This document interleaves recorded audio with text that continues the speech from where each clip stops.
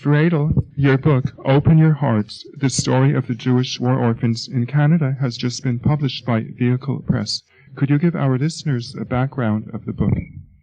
Yes, well, I've tried to write this book as a social document of a community taking on the challenge of finding homes and caring for, well, what turned out to be in the end 1,123 young people who had undergone the most unspeakable horrors imaginable, had lost everything that is considered essential for human growth and development, and they did it. They did a remarkable job, and given the fact that this happened within a very short period of time, from 1947 to 49, at a time when the Jewish community in Canada was of modest means, spread out across the country, I think it's a remarkable achievement. When these young orphans, Jewish orphans, came to Canada, what happened to them when they arrived here? Well, that was a very important question, because first of all, you have to remember that given the chaos of transportation and finding the kids who fit the requirements of eligibility of the government, it was very unpredictable, and they would come in groups of 15 and 20, sometimes every 6 weeks, sometimes every 3 months.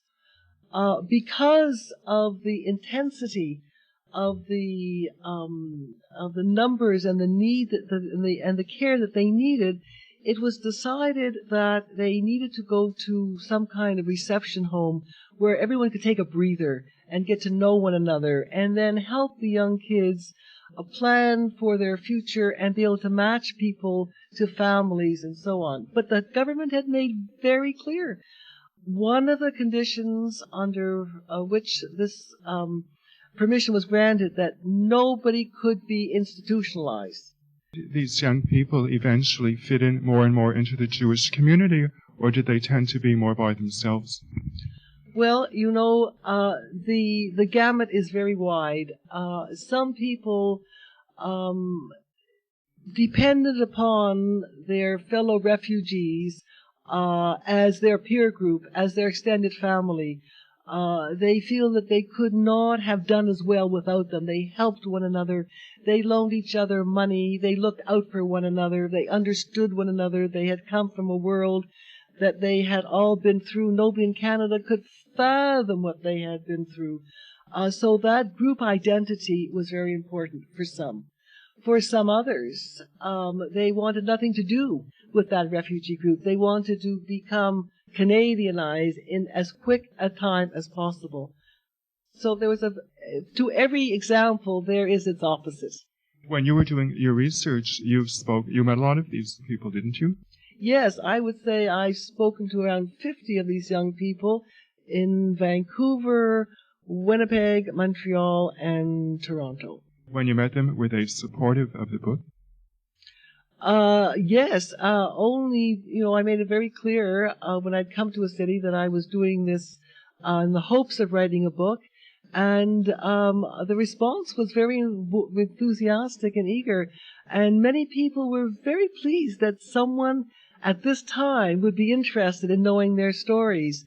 Many told me that for years nobody was interested in their stories, and the ones who came forth were very glad to talk to me, although I was also fully aware, I should also say that a lot of those people were very successful in life. They had done well in business, they had fine families and homes, and they were very proud of what they had accomplished and was very pleased to let it be known. At the same time, I was aware that there were a group of people who were living in the shadows, who were not doing so well, for whom life had been very difficult, and the scars of the past had not healed enough for them to be able to carry on the kind of life that they had hoped to lead. These people I knew were there, but I didn't get to speak to them. They would have been harder to reach. If there was one thing that you said you learned from all of this experience, what would that be? Oh, that's a hard one. somehow I began this project hoping to understand how is it possible for these young people to have gone on to lead such rich lives given what they had been through. That was an underlying question that I had in my mind. And I must say that I'm no further afield in understanding how that is possible. It's just I am awed by what they did and how they did it. And I don't know that I have an answer.